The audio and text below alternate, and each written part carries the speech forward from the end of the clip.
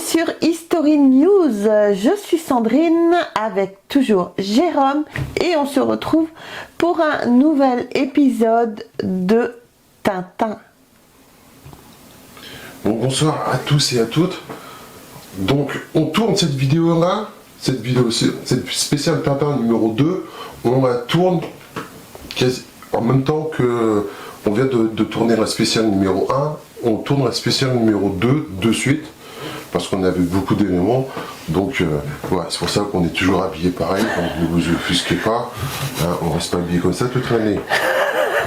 Bah, limite, on avait tellement d'éléments, et comme vous l'avez dit, on a fait une première vidéo avec des articles de façon un peu raisonnable, et là on va monter un peu en gamme et en tarif.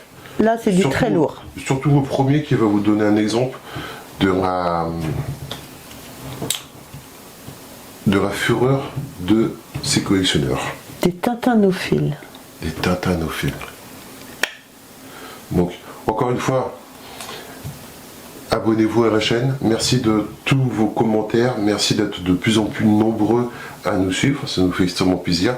Merci d'apprécier ce format de vidéo. Moi, ça me touche beaucoup. Je suis très content que ce soit un format qui plaise.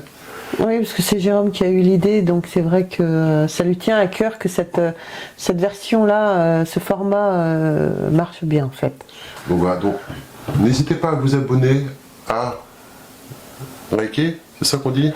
On s'abonne, on like, on parle de la chaîne autour de vous, on partage la chaîne autour de vous et on nous rejoint sur les réseaux sociaux, bien évidemment. Bon, on sait que c'est lourd à entendre tout le temps, souvent, mais malheureusement, pour nous qui commençons à percer, c'est très important pour nous. Donc, excusez-nous de vous rabattre les oreilles avec ça. D'être un peu lourd. Merci à vous de le faire. Allez, c'est parti pour Tintin. Donc, en premier, on a Tintin, la plaque émaillée, référence NFT Lune 18, 197 par 63 cm, prototype numéro 3 de 1985. Donc il est dit, avant la commercialisation des grandes plaques émaillées Lune, les émailleries belges ont d'abord réalisé des prototypes numérotés de 1 à 5 au dos des plaques avant la validation par les responsables de l'Empire Hergé et des éditions du Lombard. Ces séries n'ont pas été commercialisées, de ce qui fait de ces pièces de collection plus que unique dans le monde des collectionneurs. La particularité de cette plaque aussi est que celle-ci peut être soit en verticale ou en horizontale. Donc elle est proche du neuf. Très très bel objet, hein. Très très bel objet. Encore une fois, les objets, on va dire, hors commerce ont une cote encore un peu plus importante, mais là c'est vrai que c'est un superbe objet de collection. Magnifique. Donc qui a été vendu? Attends, qui rejoint un peu, quand on la voit comme ça, la première lithographie qu'on a vue dans le spécial Tintin numéro 1. Oui. Donc, même image, mais traitée différemment. Exactement. Là, oui. Le prix est différent aussi. Le prix est différent. Donc elle a été vendue 4 500 €. Et elle est un petit peu à part parce que le vendeur, pour avoir une bonne protection, demande rien que 200 € de frais de port. Ouais. Donc, comme on vous l'a signalé aussi, les prix de vente qu'on vous donne, c'est le prix de vente. Bien sûr, à ça, il faut rajouter les frais de port qui peuvent varier selon l'objet et selon le vendeur. Et il y a aussi les frais d'enchère qui varient selon le prix de vente et selon la maison de vente. Voilà.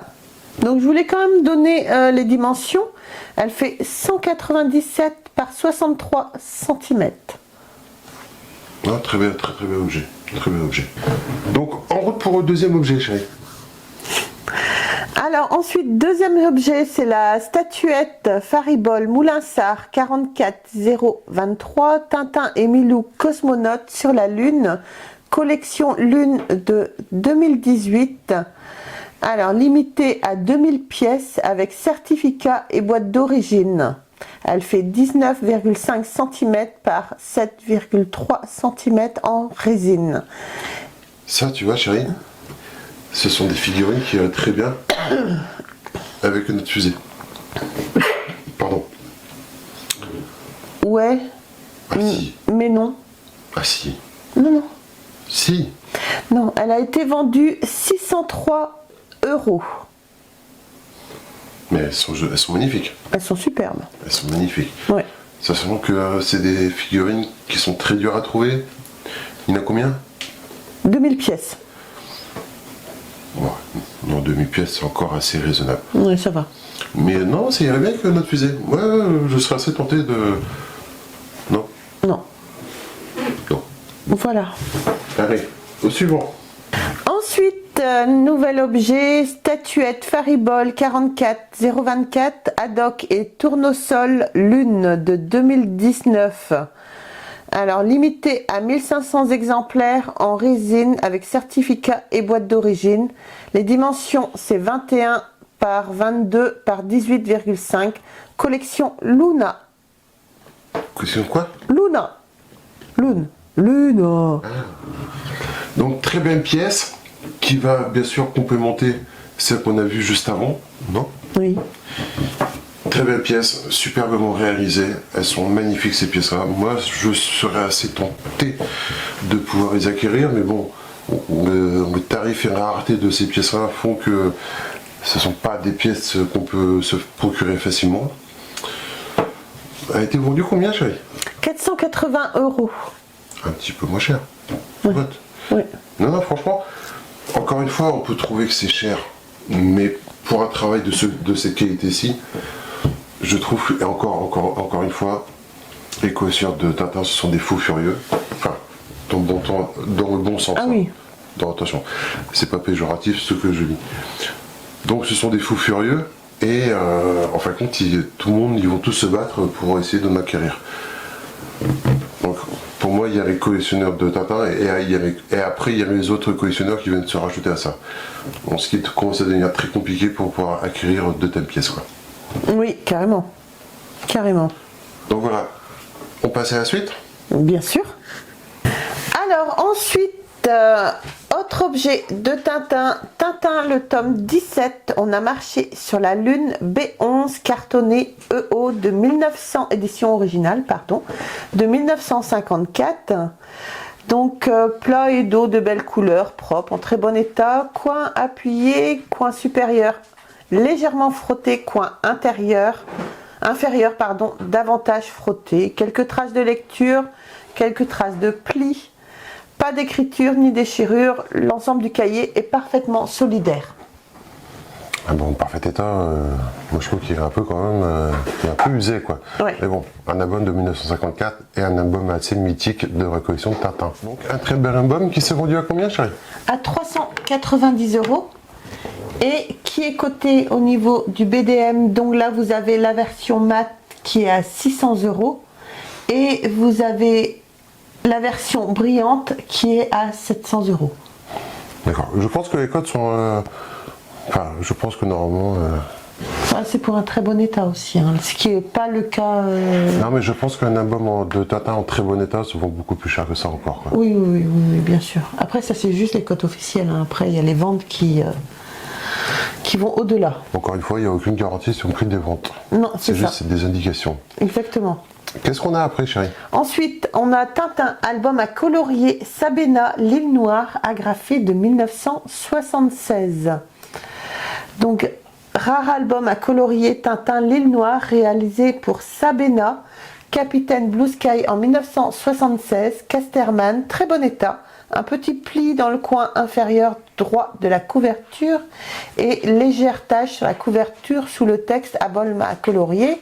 Dimension 17 par 21 cm, 12 pages. Ça, combien je... Bon, au niveau du tarif, on redescend un peu, mais je trouvais marrant, parce que ce sont pas des choses qu'on voit très souvent, et ce qui est sympa, c'est que l'album n'a pas été du tout touché, quoi, n'a pas été colorié, quoi. Non. Moi, qu'est-ce que j'étais mauvais quand on était gamin pour faire ça. Je débordais tout le temps et tout. Mais très sympa, ça c'est un petit objet de collection qui peut être comment Sympa à acquérir. ça, ouais, voilà, très sympa à acquérir à un prix modeste. Parce qu'il a été vendu combien? 70 €. Voilà, petit prix. Ça va. Voilà, maintenant on va remonter un peu. Ouais. Donc après, chérie, on a un objet que je trouve un petit peu atypique. Oui, vous avez la montre Seatime Tintin chronographe suisse de 1993. Alors, probablement la plus belle et la plus rare de la collection des montres de Tintin par Seatime. Montre chronographe suisse très élégante, dorée avec le buste de Tintin et Milou sur fond blanc. Montre limitée à 100 exemplaires uniquement, éditée en 1993 et épuisée rapidement, avec sa pochette en cuir marron et les 2 carnets mode d'emploi. Le bout du bracelet est à changer, la montre doit être révisée et la pile doit être changée car elle ne fonctionne pas. Donc pour moi, c'est un objet atypique et qui donne un peu un exemple de la variété de l'univers des produits de Tintin. Je trouve ça c'est bon. Moi, je porte pas de montre. Je suis allergique à ça. Mais c'est un objet de collection que j'aurais pu acquérir, que je pourrais acquérir. Je trouve que c'est un... On n'est pas dans les bandes dessinées ni dans les figurines, comme quoi on essaie de varier quand même un peu. Très bel objet. Qui s'est vendu combien? 440 €. Pour un exemplaire aussi rare que ça, enfin 100 exemplaires, c'est quand même très rare, qui commence à dater un peu. Je trouve que le prix n'est pas si déconnant que ça. Ouais. Après, moi, ce qui me fait tiquer un petit peu par rapport à la description que je vous ai lue, c'est qu'il n'a pas pris la peine de changer la pile pour la vente, et donc que vous n'avez aucune garantie Oui. que la montre fonctionne encore. Oui, comme tu dis, je pense qu'un exemplaire en très bon état et en parfait état de marche, se serait vendu comme plus cher. Voilà, Plus cher. donc je pense que qu'il a eu tort, parce que je pense que beaucoup d'acheteurs ont été réticents par rapport à ça. Très bonne remarque, chérie. Très bonne remarque, chérie. On voit Le professionnalisme. tes qualités de journaliste qui arrivent. Hein. Ah, carrément. Mais toi, tu pourras faire des reportages sur le terrain. Ah ouais. Allez, passons à la suite. Alors, chérie, qu'est-ce que tu nous proposes à suivre maintenant? Je vous propose le tome 9, le crabe aux pinces d'or, donc A23 bis, cartonnage souple, réédition de 1945. Cette édition aux couleurs de septembre 1945 est incontournable dans toutes les collections, puisque cette maquette est la fameuse édition au cartonnage souple, très connue pour ce titre, avec un tirage à 10 148 exemplaires. Cet album correspond finalement à un petit tirage selon les archives de Casterman. Voilà. Donc, voilà. Il est en état moyen, je dirais. Très moyen. Ouais, très moyen. quand même. Avant qu'on va revenir sur une image qui, moi, me chiffonne et qui a dû chiffonner beaucoup d'amateurs de Tintin et beaucoup de collectionneurs. Ce qui peut me laisser à penser que la personne qui a vendu cet album-là n'est pas un collectionneur en tant que tel, car on ne fait jamais ça. Jamais. Jamais. On ne fait jamais ça sur aucune BD, surtout sur des BD de cette époque-là, de cette rareté-là. On n'ouvre jamais une BD en grand. Il n'y a rien de tel pour casser la BD, pour casser les feuilles, surtout qu'à l'époque-là, souvent les feuilles étaient collées, n'étaient pas cousues. Donc voilà. Je pense que rien que cette photo-là a dû refroidir beaucoup de gens. Ouais. Moi personnellement, quand je vois des BD en vente, et si je vois une photo comme ça, je m'intéresse même plus à la vente. Non. Non, parce qu'il y a des risques après que les pages se détachent, hein, et on appelle ça, casser le cahier en fait. Voilà. Et sachant très bien que ce sont des albums, ils datent de 1945, donc très vieux, très fragiles à cette époque-là. Et c'est vraiment une chose à ne jamais faire. Dites-nous dans les commentaires si vous êtes d'accord avec moi ou pas. Oui, ils seront d'accord. Je pense que la plupart des gens, la plupart des collectionneurs seront d'accord avec moi. Et voilà, je pense que c'est ce qui a freiné beaucoup de gens. Oui. Donc il a été vendu combien, chérie? À 650 €, et à savoir qu'il est coté en très bon état. 2000 €. Voilà. Donc 650 €, c'est un album qui date quand même, hein, qui a quand même pas loin de 80 ans. Non, je dis pas de bêtises. Il est tard pour réfléchir. Oh putain, oui. Il est trop tard pour réfléchir. Très vieille BD. On va dire ça. On va dire ça. Très vieille BD. Je trouve que l'état est quand même moyen. Donc voilà, 650 € pour un album comme ça, je trouve que c'est quand même bien. Ouais, exactement. Faut savoir que c'est un petit tirage quand même. Oui, il n'y en a pas tant que ça. Hein. Ok. À la suite. Donc chérie, l'avant-dernier, je crois, l'avant-dernière. Oui, c'est l'avant-dernier pièce. là. Donc c'est la figurine Moulinsart 46 916, scène du spectre, collection scène prestige de 1999. Donc la superbe scène prestige, la salle du Sceptre, le Sceptre d'autocar, bien évidemment, figurine en boîte et certificat, un certificat numéroté plus certificat d'authenticité, boîte servant de décor plus protection en mousse thermoformée, le tout en très très bon état et complet, 6 personnages plus accessoires. Donc, très belle scène. Je connais pas du tout. Je sais pas si c'est grand ou pas. Dites-nous dans les commentaires si vous avez cet exemplaire-là. Ça n'a pas l'air très très grand. Non, je pense pas. Mais c'est pas de Pixie. C'est pas Non, il dit pas que c'est des Pixie, non. Et puis Pixie, c'est spécial les boîtes de toute façon. Ouais. Très très sympa comme scène. En fin de compte, on a tout un diaporama, une scène complète. Très sympa. Ça s'est vendu combien, chérie ? 800 €. Aucune idée du prix. Non. Si vous connaissez, si vous savez, n'hésitez pas à nous renseigner dans les commentaires. Merci beaucoup. Voilà. Et on va passer au Dernier objet. dernier objet. Et donc pour le dernier objet, chérie, qu'est-ce que tu vas nous proposer ? Alors, quelque chose, un petit lot quand même assez exceptionnel. On a la statuette Khrouchtchev, la Lincoln Zephyr de 1998. Statuette Khrouchtchev sous licence Moulinsart, la Lincoln de Haddock, bois laqué, métal et résine, complète à l'état neuf.